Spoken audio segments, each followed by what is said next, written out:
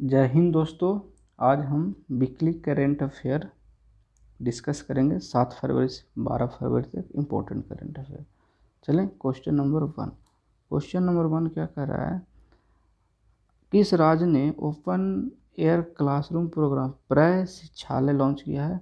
वो लॉन्च किया है पश्चिम बंगाल की सरकार ने। पश्चिम बंगाल सरकार ने प्राथमिक एवं पूर्व प्राथमिक छात्रों के लिए एक ओपन एयर क्लास कार्यक्रम प्रय शिक्षालय शुरू किया गया है। इसमें कक्षा 1 से 5 तक के बच्चों को प्रारंभिक शिक्षा प्रदान किया जाएगा। पश्चिम बंगाल के मुख्यमंत्री कौन है? ममता जी हैं, ममता बनर्जी, और वहाँ के राज्यपाल जगदीप धनखड़। ठीक है दोस्तों। और अगर पूछ दिया जाए उसका राजधानी कहाँ है, तो उसकी राजधानी कोलकाता है पश्चिम बंगाल की। क्वेश्चन नंबर 2 में चलते हैं। क्वेश्चन नंबर 2 कर रहा है, हाल ही में भारत सरकार ने किस राज्य में 3 स्थानों के नाम बदलने की मंजूरी दे दी है? तो वो है मध्य प्रदेश। मध्य प्रदेश में 3 स्थान है, उसका नाम बदलने के लिए भारत सरकार ने अनाउंसमेंट कर दिया है। तो 3 स्थान कौन कौन है? तो एक है होशंगाबाद, एक है शिवपुरी, एक है बाबई। होशंगाबाद का नाम कर दिया गया है नर्मदापुरम, शिवपुरी का नाम कर दिया गया है कुंडेश्वर धाम, और बाबई को कर दिया गया है माखन नगर। ठीक है दोस्तों। और अगर पूछा जाए मध्य प्रदेश की राजधानी कहाँ है? भोपाल। वहाँ के मुख्यमंत्री कौन है? शिवराज सिंह चौहान। और राज्यपाल कौन है? मंगू भाई पटेल मध्य प्रदेश के राज्यपाल हैं। Question number 3। क्वेश्चन नंबर 3 क्या कर रहा है दोस्तों, अंडर 19 विश्व कप 2022 किस देश ने जीता?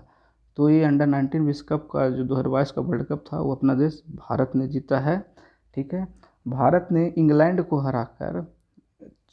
को 4 विकेट से हराकर ये कप को जीत लिया है।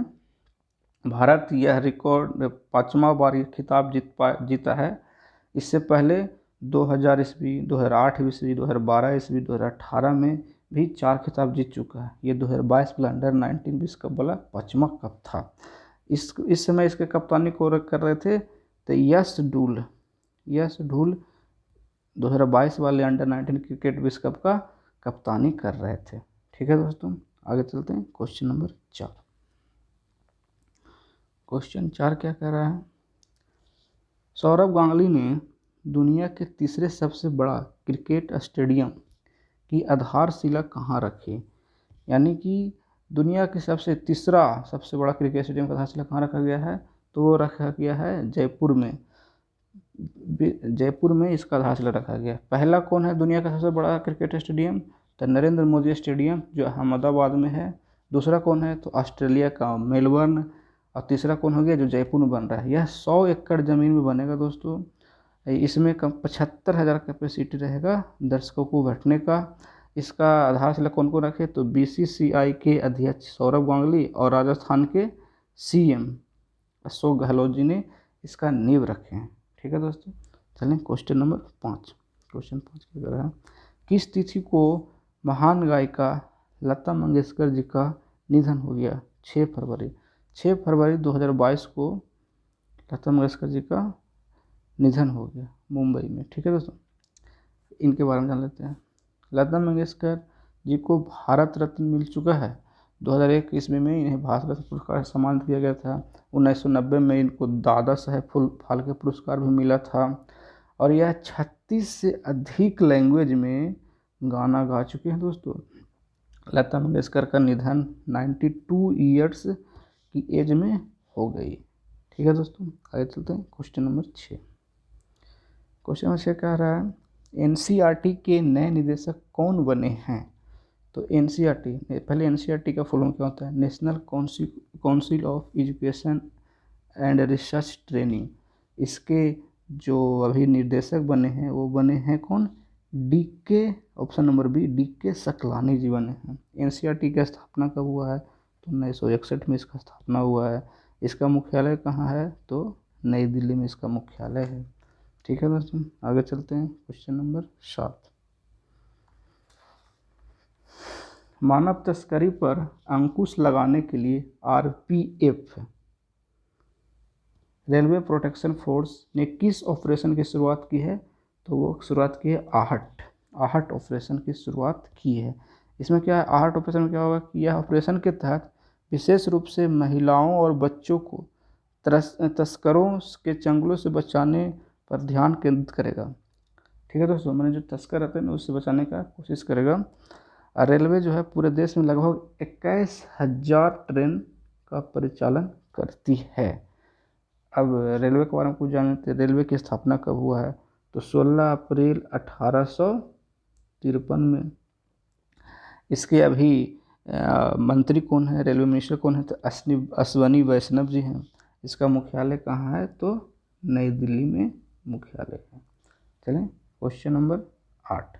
क्वेश्चन नंबर 8 क्या कह रहा है दोस्तों, VSSC Vikram Sarabhai space research centre के नए निदेशक किसे बनाया गया है, तो इसका आंसर होगा ऑप्शन बी। VSSC के नए निदेशक कौन बनाए गए हैं, डॉक्टर S उन्नीकृष्णन नायर जी बनाए गए विक्रम साराभाई स्पेस सेंटर के। विक्रम साराभाई स्पेस सेंटर का स्थापना कब हुआ, तो 21 नवंबर 1963 को इसका स्थापना हुआ था। कहाँ पे है, तिरुवनंतपुरम केरला में है। ठीक है दोस्तों, यह इसरो का ही एक ऑर्गेनाइजेशन है, मूल संगठन इसरो ही इसका है, VSSC का। ठीक है, क्वेश्चन नंबर 9। क्वेश्चन नंबर 9 क्या कर रहा है, किस वर्ष नासा अंतर्राष्ट्रीय अंतरिक्ष स्टेशन को सेवानिवृत्त कर देगा, यानी रिटायर कर देगा, तो वो वर्ष है 2031। 2031 में इसे रिटायर कर देगा। यह 2 दशक से अधिक समय से लगभग 8 किलोमीटर पर सेकंड से पृथ्वी की परिक्रमा कर रहा है। ठीक है दोस्तों, नासा का मुख्यालय कहाँ है, तो नासा का मुख्यालय है वाशिंगटन DC में है। ठीक है, और इसकी स्थापना कब हुआ था, तो 1958 में वाशिंगटन की स्थापना हुई है। इसका रिटायरमेंट कहाँ पे करेगा, तो 2031 में इसे प्रशांत महासागर में क्रैश करा दिया जाएगा, जहाँ पे निर्जन क्षेत्र है। आगे चलें दोस्तों, क्वेश्चन नंबर 10। भारत का पहला बायोमास आधारित हाइड्रोजन संयंत्र किस राज्य में स्थापित होगा, तो ये भी होगा option number B, Madhya Pradesh में। बायोमास आधारित हाइड्रोजन संयंत्र मतलब क्या हुआ कि बायोमास जो भी कचरा रहेगा उसको क्या करेगा, हाइड्रोजन गैस में त्वरित करेगा। यानी कि MP के खंडवा जिला में 30 टन हर दिन 30 टन बायोमास फीड स्टॉक से 1 टन हाइड्रोजन उत्पादन करेगा। यानी 30 टन बायोमास इसको फीड स्टॉक करेंगे और 1 टन हाइड्रोजन हमको ये देगा इस प्लांट से, हाइड्रोजन संयंत्र से। हाइड्रोजन का बहुत सा यूज कर सकते हैं। आगे चलें क्वेश्चन नंबर 11। क्वेश्चन 11 क्या कर रहा है, SSC स्टाफ सिलेक्शन कमीशन के नए अध्यक्ष कौन बने हैं, तो इसके नए अध्यक्ष बने हैं S Kishore ji. Option number A, SSC के नए अध्यक्ष बने हैं। SSC का स्थापना कब हुआ है, तो इसका स्थापना 1975 में हुआ है। इसका मुख्यालय कहाँ है, नई दिल्ली में। Question number 12।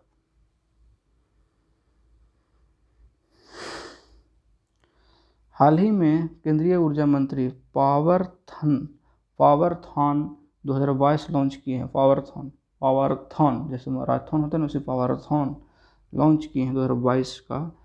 तो कौन है केंद्रीय मंत्री अभी वर्तमान में, तो हैं बिहार के ही हैं, आरा से सांसद RK Singh. Option number B. ये जो RK सिंह जी हैं, राजकुमार सिंह हैं, ये बिहार के आरा से सांसद हैं। ये केंद्रीय ऊर्जा मंत्री हैं, पावर मिनिस्टर हैं। ये इन्होंने पावरथॉन 2022 लॉन्च किए हैं। इससे क्या होगा कि बिजली वितरण में जो जटिल समस्याएं जो आती है उसको हल करने के लिए, प्रौद्योगिक संचालित समाधान खोजने के लिए पावरथॉन 2022 को लॉन्च किया गया है। ठीक है दोस्तों, क्वेश्चन नंबर 13। क्वेश्चन 13 क्या कर रहा है, ब्लूमबर्ग बिलियनियर इंडेक्स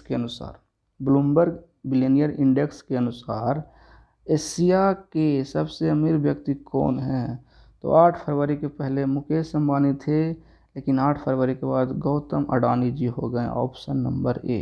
अभी गौतम अडानी जी के पास 8 फरवरी के बाद से ब्लूमबर्ग बिलियनियर इंडेक्स के अनुसार उनके पास, गौतम अडानी के पास 88.5 बिलियन डॉलर रुपया हो गया है, जबकि मुकेश अंबानी के पास 87.9 ही है। तो इनसे क्रॉस कर गए हैं। तो अभी एशिया का सबसे अमीर आदमी कौन है? गौतम अडानी जी हैं। अगर दुनिया का पूछा जाएगा सबसे बड़ा कौन है, तो 235 बिलियन डॉलर से एलोन मस्क सबसे आगे हैं।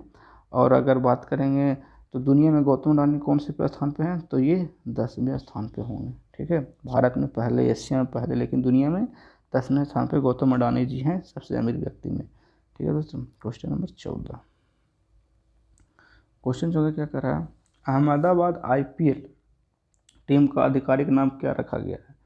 तो अभी IPL स्टार्ट होने वाला है, तो इसका आधिकारिक नाम रखा गया है गुजरात टाइटंस। गुजरात टाइटंस। अभी क्या है कि IPL में 2 नए टीम शामिल किए गए हैं, एक गुजरात टाइटन, एक Lucknow super joint. Lucknow super joint के जो कप्तान होंगे वो KL राहुल होंगे।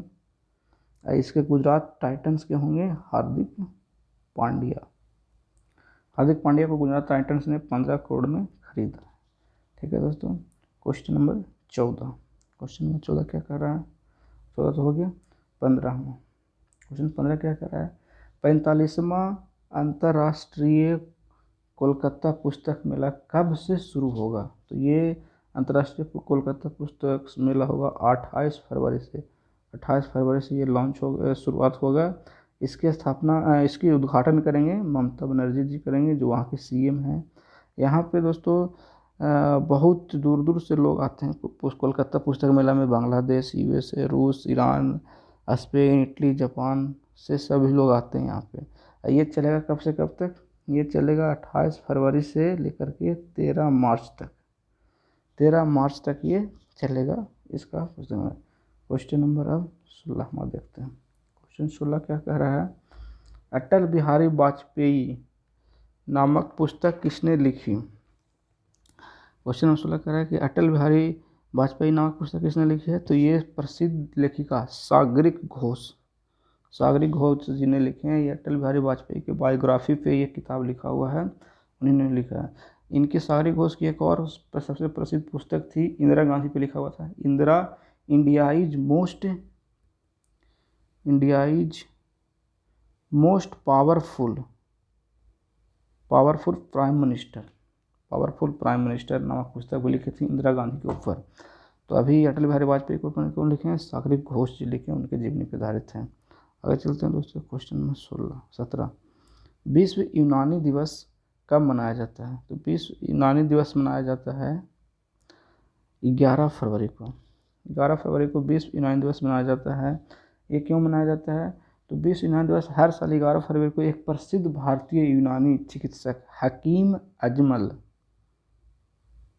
अजमल कसाब नहीं, हकीम अजमल खान की जयंती को चिन्हित करने के लिए मनाया जाता है। ये हकीम थे, इन्हीं के नाम पे ये विश्व यूनानी दिवस मनाया जाता है। Question number 18। क्वेश्चन 18 क्या कर रहे हैं? बहुत इंपॉर्टेंट क्वेश्चन है। वर्ल्ड बुक ऑफ रिकॉर्ड के अनुसार सबसे लंबी राजमार्ग सुरंग के रूप में किसे मान्यता प्राप्त हुआ है? सबसे लंबी और सबसे ऊंची राजमार्ग सुरंग के रूप में किसे मान्यता प्राप्त हुआ है? तो अटल टनल। कौन? अटल टनल जो है, इसे वर्ल्ड बुक ऑफ रिकॉर्ड्स में सबसे लंबी ऊंचे स्थान पर राजमार्ग का सुरंग माना गया है। पहले वर्ल्ड बुक ऑफ रिकॉर्ड क्या है? तो वर्ल्ड बुक ऑफ रिकॉर्ड एक UK यूनाइटेड किंगडम के एक संगठन है जो दुनिया भर में प्रामाणिकता के आधार पे रिकॉर्ड को सूचीबद्ध करता है। ठीक है, मतलब परफेक्ट करता है, इसमें कोई उल्टा पुल्टा काम नहीं होता। और तीसरी बात कि अटल टनल है कहाँ पे? तो अटल टनल अपना जम्मू कश्मीर में है। अटल टनल की लंबाई कितना है? तो 9.2 किलोमीटर। ठीक है दोस्तों, ये कितना हज़ार फीट की ऊंचाई पे है? तो 10,000 फीट की ऊंचाई पे है। 9.2 किलोमीटर लंबा हाईवे पे ये टनल है, यानी सुरंग है। तो अटल टनल को वर्ल्ड बुक ऑफ रिकॉर्ड के सबसे लंबी ऊंची राजमार्ग के रूप में मान्यता मिली है। Question number 19। ये बहुत अच्छा क्वेश्चन है। दिसंबर 2024 तक कहाँ प्रदेश की पहली बुलेट ट्रेन का स्टेशन बनेगा? तो स्टेशन कहाँ पे बनेगा? सबसे पहले सूरत में। कब? 2024 यानी 2025 मान लीजिए, ठीक है। पहले इसके बारे में बात करते हैं। मुंबई, अहमदाबाद बाद बुलेट ट्रेन परियोजना भारत की पहली बुलेट ट्रेन रूट होगी, जबकि सूरत जो है पहली स्टेशन होगा। यह परियोजना की लागत 1 लाख करोड़ से अधिक अनुमान लगाया गया है कितना खर्च होगा। इसकी लंबाई 508 किलोमीटर टोटल है। मुंबई से लेकर के अहमदाबाद के बीच की दूरी तक इसको बिछाया जाएगा, जिसमें से 155 किलोमीटर मुंबई में होगा, 384 किलोमीटर गुजरात में होगा और 5 किलोमीटर दादर एवं नागर हवेली में होगी इसकी लेंथ। ठीक है दोस्तों, आगे चलते हैं। Question number 20। क्वेश्चन 20 क्या कह रहा है? नाबार्ड ने प्राकृतिक खेती को बढ़ावा देने के लिए किस कार्यक्रम की शुरुआत की है? तो ये कार्यक्रम की शुरुआत की है जीवा कार्यक्रम। पहले नाबार्ड के बारे में जानते हैं। नाबार्ड क्या है? तो नाबार्ड है national bank for agriculture and rural development. ठीक है दोस्तों, यह राष्ट्रीय बैंक है। इसमें कृषि और ग्रामीण को विकास के लिए पैसा दिया जाता है, एक तरह से बैंक है। इसकी स्थापना हुई थी 1982 में और इसका मुख्यालय कहाँ है? तो मुंबई में इसका मुख्यालय है नाबार्ड का। अभी कौन सा कार्यक्रम लॉन्च किया है? जीवा कार्यक्रम। Question number 21। टाटा सन्स के अध्यक्ष कौन बने हैं फिलहाल में? तो अभी बने हैं टाटा सन्स के अध्यक्ष बने हैं एन चंद्रशेखरन। कौन बने हैं? N Chandrasekaran. Option number A Chandrasekaran. N Chandrasekaran को फिर से 5 साल के कार्यकाल के लिए कंपनी का चेयरपर्सन बना दिया गया है। इससे पहले भी यही थे, इनका ही एक्सटेंड कर दिए गए हैं। Question number 22। क्वेश्चन नंबर 22 क्या कर रहा है? EIU the economist intelligence unit के डेमोक्रेसी इंडेक्स में भारत को कौन सा स्थान मिला है? तो भारत को मिला है 46वां स्थान। क्या EIB के अनुसार 2021 में डेमोक्रेसी इंडेक्स की वैश्विक रैंकिंग में भारत को 46वां स्थान मिला है, जबकि नॉर्वे प्रथम स्थान पे है दोस्तों। और अपना पाकिस्तान जो है 104वां रैंक उसको मिला है पाकिस्तान को। यह जो सूची है ये 10 फरवरी 2022 को रिलीज किया गया था। ठीक है दोस्तों, लास्ट क्वेश्चन देखते हैं। Question number 23। क्वेश्चन नंबर 23 कह रहा है राष्ट्रीय उत्पादकता दिवस नेशनल प्रोडक्टिविटी डे किस दिन मनाया जाता है? तो ये मनाया जाता है 12 फरवरी को। 12 फरवरी को हर एक साल राष्ट्रीय उत्पादकता दिवस मनाया जाता है। राष्ट्रीय उत्पादकता परिषद के महानिदेशक कौन है? तो अभी अरुण कुमार जी हैं, अरुण झा। इसकी स्थापना कब हुआ राष्ट्रीय उत्पादकता परिषद की? तो इसकी स्थापना हुआ है 1958 में। और अभी इसका मुख्यालय कहाँ है? तो इसका मुख्यालय है न्यू दिल्ली में, इसका मुख्यालय है। ठीक है दोस्तों, अब आपके आखिरी क्वेश्चन आपको ये बताना है कि विश्व रेडियो दिवस कब मनाया जाता है? ये आप हमें कमेंट बॉक्स में आंसर करके बताइएगा। अगर यह वीडियो आपको अच्छा लगा हो तो लाइक शेयर सब्सक्राइब करें और इसे फैलाएं। ठीक है दोस्तों, धन्यवाद।